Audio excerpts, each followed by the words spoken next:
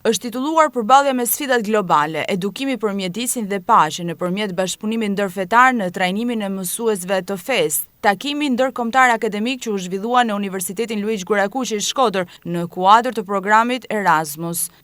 Ky projekt, që mbështetet nga Bashkimi Evropian, ka bashkuar në partneritet 5 universitete: Kolegjin Universitar Beder në Shqipëri, Universitetin e Katalonjës Spaj, të Asburgut Gjermani, Universitetin Ndërkombëtar Islam të Malajzisë dhe Kolegjin Pedagogjik të Kishës në Vjenë, Austri. Pedagogë studiues nga këto universitete diskutuan për rritje e ndërgjegjësim mbi çështjen mjedisore dhe të paqes nëpërmjet edukimit dhe arsimit, duke filluar me përshkrimin që doktor Ivis Krymbi u bëri burimeve ujore të rajonit të Shkodrës dhe sfidat përballë ndryshimeve klimatike dhe rreziqeve. Rektori Gjuraj për këtë program sqaroi. Ideja është për te këtij projekti unë të kem mundësi sot me ekipin tim edhe me një prej kolegëve i cili po bën një prezantim të detajuar sa i takon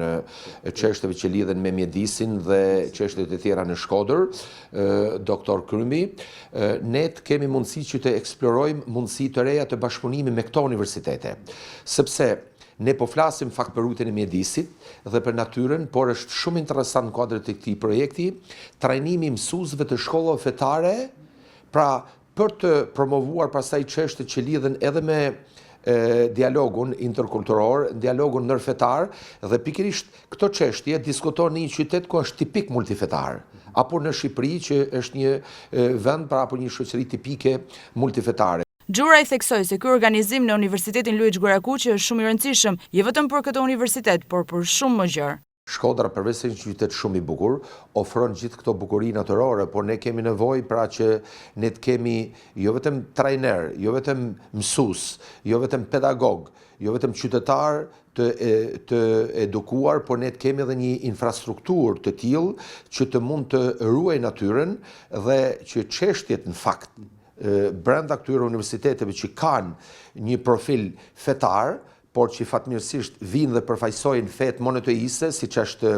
Islami, Krishterimi dhe Judaizmi, këto i konsiderojnë në kuadër të këtij projekti si çështje lartësisht etike, çështjet e rrugës së mjedisit. Dhe ndoshta nëpërmjet këtij projekti ne do të mund të kemi ekspertizën e duhur se si mund të përballemi në të ardhmen me dukuritë e inondatës, me dukuri të tjera, fenomene të tjera që ne i përballemi, sepse siç dihet Shkodra njihet tani për natyrën e bukur, Shkodra njihet për